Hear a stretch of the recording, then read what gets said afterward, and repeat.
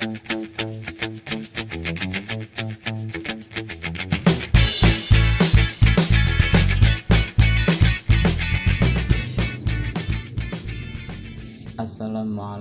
warahmatullahi wabarakatuh. Di sini saya Muhammad Fahru Rizal akan menjelaskan peradaban pra-Islam. Bangsa Arab mempunyai akar panjang dalam sejarah. Mereka termasuk ras atau rumput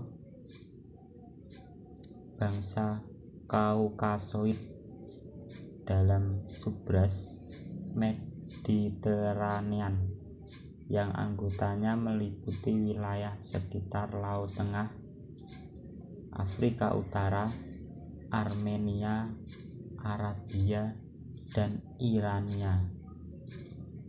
Bangsa Arab hidupnya berpindah-pindah atau nomaden karena tanahnya terdiri dari gurun pasir yang kering dan sangat sedikit turun hujan. Peradaban bangsa Arab telah ada jauh sebelum Islam lahir. Dari peradaban tersebut lahir agama-agama besar seperti Yahudi, Kristen, dan Islam. Secara sosial, politik, bangsa Arab hidup dalam kejahiliahan atau kebodohan. Penanaman jahiliyah di sini bukan berarti bangsa Arab bodoh dalam intelektual, melainkan kebobrokan moral dan akidah. Peradaban Arab pra-Islam sering juga dikenal dengan era jahiliyah, kebodohan. Penanaman ini tidak murni karena kebodohan mereka dalam berbagai segi dan tidak berperadaban, namun karena ketiadaan pengetahuan mereka akan agama, tata cara bermasyarakat, politik, dan pengetahuan tentang keesaan Allah. Adapun dari segi fisik, mereka dinilai lebih sempurna dibanding orang-orang Eropa dalam berbagai organ tubuh. Begitu pula dari segi pertanian dan perekonomian yang telah maju. Peradaban pra-Islam di Arab ada kondisi dan suatu sejarah yang memilukan, yaitu kedudukan wanita yang selalu dipandang sebelah mata, bahkan setengah manusia. Meskipun ditemukan beberapa kepala suku wanita di Mekah, Madinah, Yaman, dan sebagainya, namun jumlah mereka amat sedikit sekali.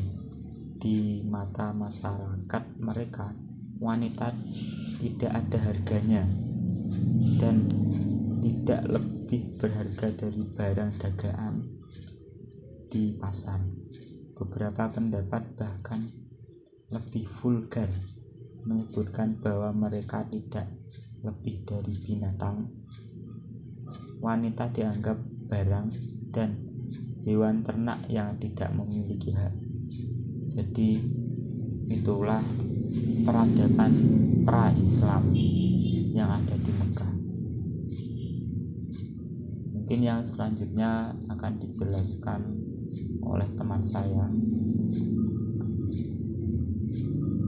Penjelasan yang berikutnya saya berikan waktu dan tempat, saya persilahkan. Perkenalkan, nama saya Istiqomah. Saya dari kelas A, pembelajaran SKI. Baik, di sini saya akan membahas bab tentang perkembangan dakwah Nabi Muhammad SAW pada periode Mekah. Untuk pembahasan yang pertama yakni masyarakat Arab Jahiliyah periode Mekah. Nah, objek dakwah Rasulullah pada awal kenabian adalah masyarakat Arab Jahiliyah atau masyarakat yang masih berada dalam kebodohan. Untuk bab yang selanjutnya, pembahasan yang selanjutnya yang kedua yakni pengangkatan Nabi Muhammad sebagai Rasul. Nah, pengangkatan Nabi Muhammad sebagai Nabi atau Rasul terjadi pada tanggal 17 Ramadan 13 tahun sebelum Hijrah atau 610 Masehi. Tatkala beliau sedang bertahanus di Gua Hira. Waktu itu beliau genap berusia 40 tahun. Gua Hira terletak di Jabal Nur, beberapa kilometer sebelah utara kota Mekah. Untuk pembahasan yang ketiga yakni ajaran Islam pada periode Mekah. Lantas ajaran agama Islam pada periode Mekah yang dibawakan oleh Nabi Muhammad itu apa aja ya? Yang pertama yakni keesaan Allah Subhanahu wa taala. Yang kedua yakni hari kiamat sebagai hari pembalasan. Yang ketiga yakni kesucian jiwa, dan yang keempat adalah persaudaraan dan persatuan. Berlanjut ke pembahasan yang keempat yakni strategi dakwah Rasulullah SAW pada periode Mekah. Lantas apa saja sih strategi dakwah yang dilakukan oleh Nabi Muhammad? Nah, tujuannya di sini adalah agar masyarakat Arab meninggalkan kejahiliahannya atau kebodohan di bidang agama, moral, dan hukum, sehingga menjadi umat yang meyakini kebenaran dan kerasulan Nabi Muhammad dan ajaran Islam yang disampaikannya, kemudian mengamalkannya dalam kehidupan sehari-hari. Lanjut saja. Apa saja tadi strateginya? Yang pertama adalah dakwah secara sembunyi-sembunyi kurang lebih selama 3-4 tahun. Nah, dalam hal ini Nabi itu berdakwah kepada kerabat dekatnya saja. Nah, lalu untuk yang kedua yakni dakwah secara terang-terangan. Nah, pada dakwah secara terang-terangan ini dilakukan sejak tahun keempat dari kenabian beliau. Nah, kalau dakwah secara terang-terangan ini sudah luas, sudah ke kota-kota.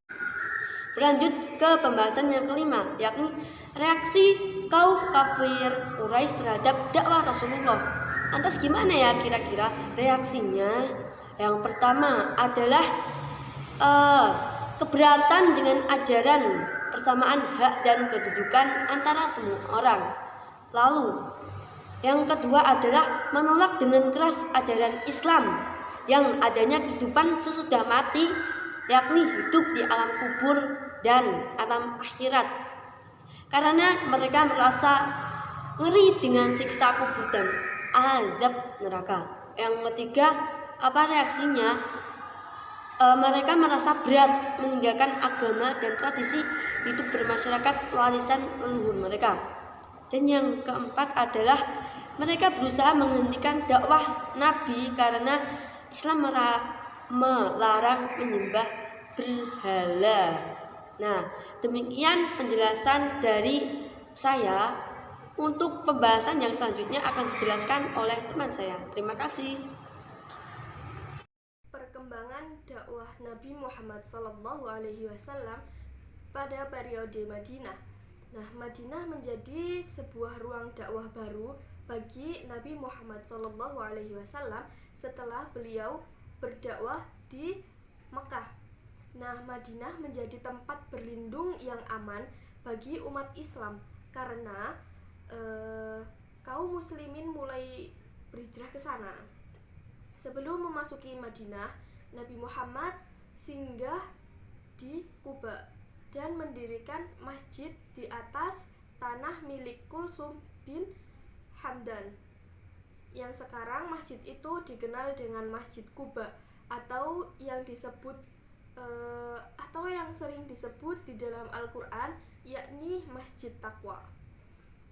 Setelah ada berita bahwa Nabi Muhammad SAW dalam perjalanan menuju kota Madinah, penduduk Madinah telah menunggu kedatangan beliau dengan penuh kerinduan dan kehormatan.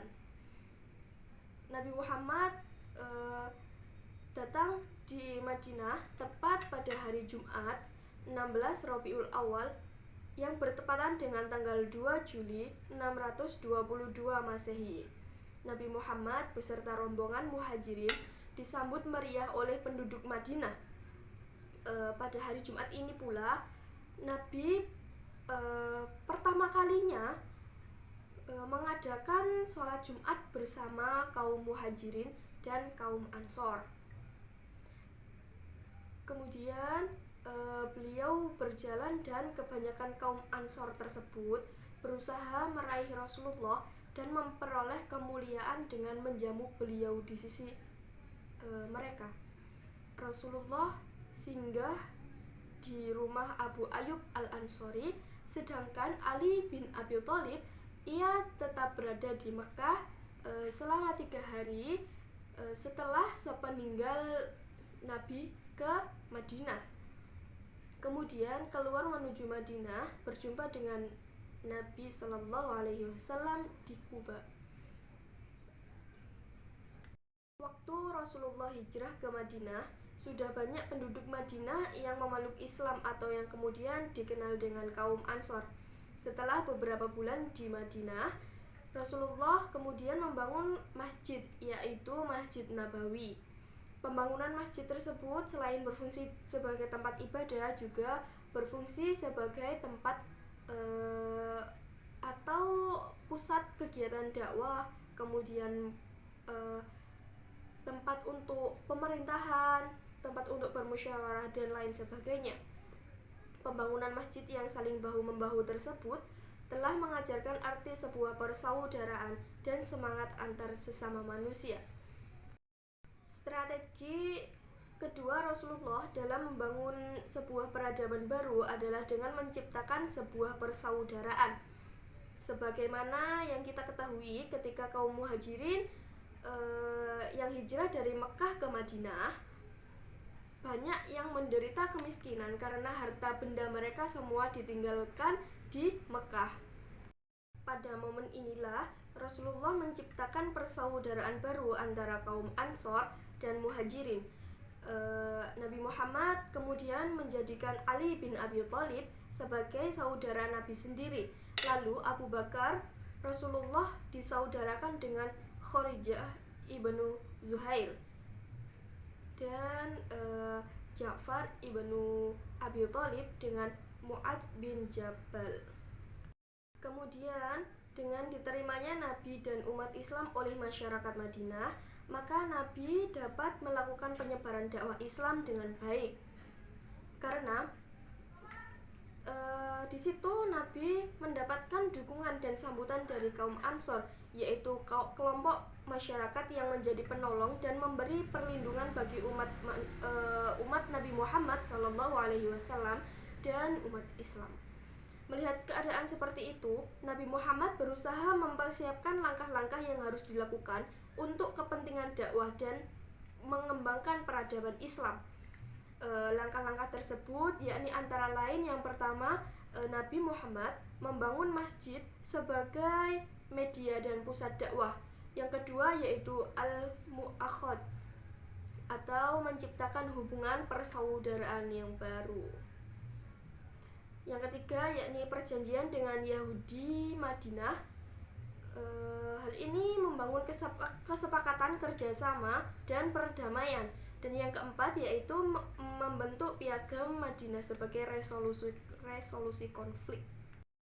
Keberhasilan dakwah Rasulullah pada waktu itu bisa dilihat dari orang-orang Yastrib, baik ketika perjanjian Aqabah 1 maupun 2, di mana mereka mau mengubah sikap dan perilaku mereka. Bahkan dia bersedia menjadi pelindung Rasulullah, karena pada hakikatnya dakwah merupakan suatu media atau sarana seorang dai untuk mengubah masyarakat dari negatif menuju positif atau berakhlak mulia, dari yang tertinggal menuju masyarakat yang maju. Demikian penjelasan dari kelompok 8. Saya mewakili dari kelompok 8. Kurang lebihnya mohon maaf yang sebesar-besarnya. Wassalamualaikum warahmatullahi wabarakatuh.